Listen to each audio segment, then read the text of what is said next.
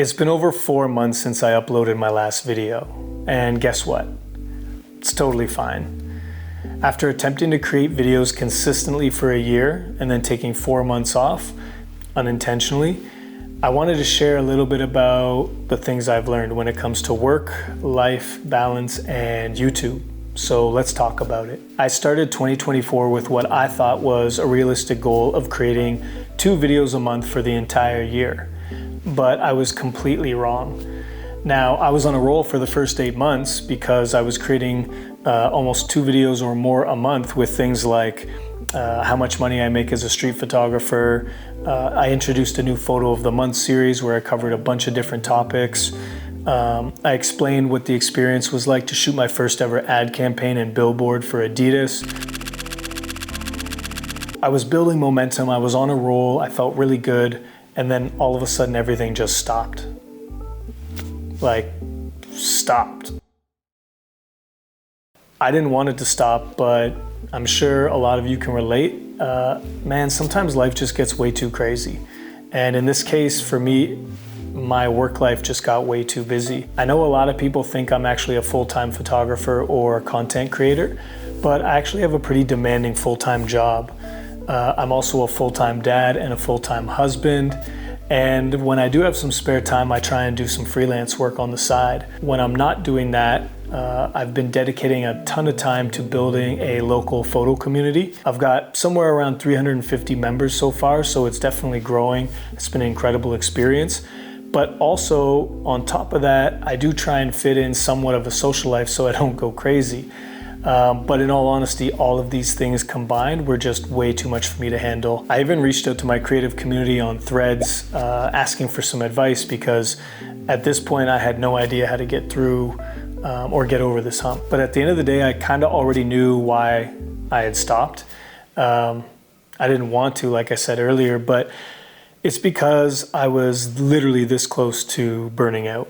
Now, I can talk about this because I have actually burnt out before. It was about 16 or 17 years ago where I was pushed to my limit and I actually had to take an entire year off work. I needed that time for myself to not only reset, but I needed to recharge. So I think it's an important thing for us as creatives to prioritize, first recognize that we're going through this and then prioritize self-care. So for me, creativity comes in waves, and when I started YouTube, I wanted this just to be something I would do for fun. I wanted to learn and challenge myself. I did not want to create another job. And for the most part, it's been incredible, but because of all my other responsibilities, YouTube ended up becoming just another thing on my to-do list. And that's not how I wanted to feel moving forward. So how am I gonna fix this? Well, I have learned a few things that I'd like to introduce as a way of not only creating balance, but ideally maintaining balance in my life. So the first thing is definitely being okay with prioritizing myself. And that's probably gonna look different for everyone, but for me, it's definitely spending more time with my family and friends, as well as making healthy choices. I know when I'm happy and I feel good and I'm healthy, it all inspires me to create. And I just want to create more and more in 2025, so I'm going to lead with that feeling for the rest of the year. Secondly, I'd like to introduce time blocking into my schedule. I don't know if you guys have done this before, but essentially you can just create time segments in your calendar where you only work on something for a certain amount of time and then you move on. So I learned about this technique, I think it's called the Pomodoro technique. Essentially, it's a technique that allows you to use 25 minutes dedicated to one work session. And through that work session, you get 5-minute break before you jump into your next. And there's just no time for distractions. It's super hyper-focused on the task at hand. And at this point, I'm willing to try anything because not everything has worked for me in the past. I'm also going to turn my phone on focus mode more often, and I think I'm going to make a dedicated time throughout the day where I respond to messages, because I've learned something about myself this year where I just get interrupted and annoyed and my workflow gets totally screwed when I respond to messages instantly. So that could be a text, a DM, an email, a meeting request, whatever.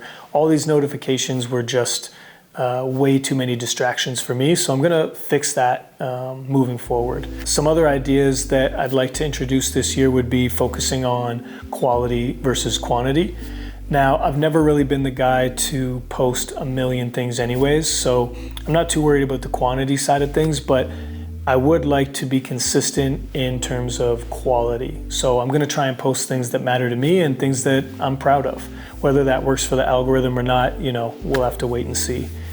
And I think maybe the last thing I'm gonna continue to do, it's helped me a lot, is I'm gonna keep listening to you, my community, both online and offline. You guys have been super encouraging. You've listened when I needed it. You've given great inspiration and motivation along the way.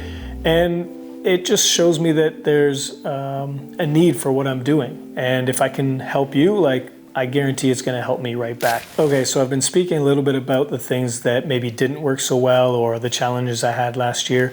But I would like to highlight some of the positives from 2024 because, believe it or not, this year has been one of my most successful years. So while I was active on YouTube, I got a lot better at things like shooting, editing, lighting, sound design, and even storytelling. All of that to say, I think that paid off because my subscribers went up. My channel hit just over 4,000 subscribers this year, which is incredible. I've also received 3 or 4 paychecks from YouTube, which is kind of cool because I had no idea my channel would get monetized when I started this. Now, I also made a very positive impact in my professional life outside of photography. Earlier tonight, you saw how many team members it takes to make Remix what it is. But in all honesty, it takes more than just us, and we rely on our generous partners to make things happen. So this year, we were able to create a few new initiatives that allowed us to engage with our partners while engaging with our community at large. All of that effort ended up raising a bunch of funds and money that goes back to sustainability so that the Remix Project can continue to deliver this type of programming on and on. On the photo side of things, I was fortunate enough to shoot a campaign for the Toronto Raptors city jersey launch, which was in honor of Vince Carter. Now, I don't know about you, but I grew up watching Vince. I actually went to the first ever Raptors basketball camp as a kid. So to have the honor of shooting this campaign and highlighting the impact that Vince has made across the city and ideally the country, man, it was a huge honor for me, and I'm just so appreciative that I got to do that. When it comes to community building, I was able to host 16 photo-based events this year, including things like film screening and director Q&A, workshop and panel discussions, gallery exhibitions like group shows, and I also hosted probably the most amount of community photo walks I've ever done. And they've grown so big that I get like 40 to 50 people out almost every month. What else did I do? Oh, I started a monthly newsletter on Substack. Unfortunately, I wasn't able to keep up with that either, but I did learn a lot from that. And Substack has essentially turned into another way for me to get my ideas and my thoughts out.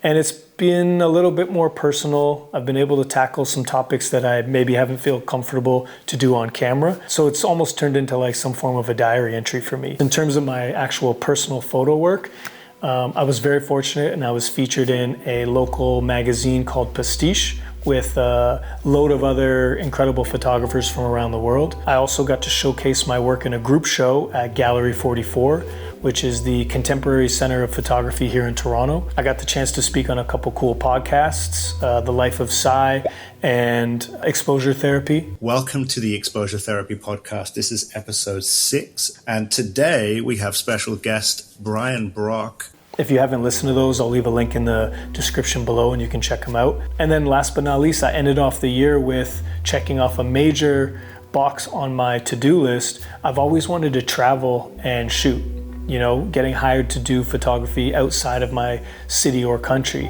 And this year I was able to do that with a quick trip down to Houston, Texas for an athletic shoot that happened literally like 3 or 4 weeks ago. So that was really dope.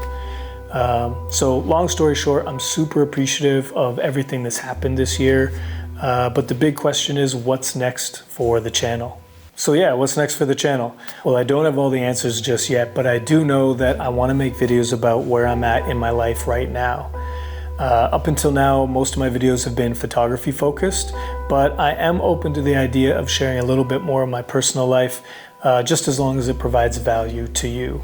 I also know that I'm not going to stick to some crazy YouTube schedule where I have to make X amount of videos every month. So whether I post 2 videos a month or I post 0, at least you know when I do post, it's going to be about something that I think is important and that matters to me. Speaking about things that matter to me, I'm also excited to share that I've been working really hard with the good folks over at PHYS to create a photo community website for everyone that's signed up so far to my photo community. Now, I'm getting ready to launch the website sometime in January, so stay tuned for that. But I think I'm also going to make a video about my experience. It's been pretty cool, and I think it's important to share what all of us have been doing as a community. Aside from that, I'm really just looking forward to hosting my first ever winter photo walk, which is going to take place in late January here in Toronto. And I'm going to follow that up with something in February. It's an indoor event, but I think I'm going to create a photo book club. And of course, if there's anything else that you guys want to see more of on the channel, just leave a comment in the comment section below and let me know what you think. I'm definitely down to review the comments and see what I can come up with.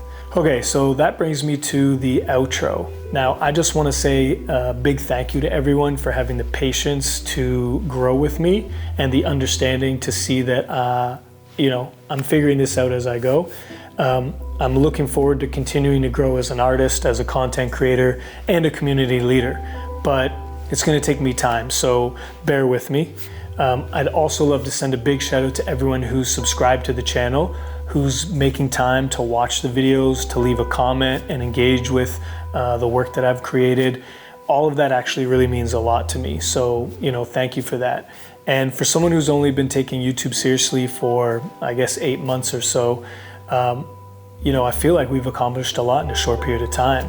And I'm looking forward to seeing what else we can do for the rest of 2025. So once again, thank you for watching. And until next time, Happy New Year and peace.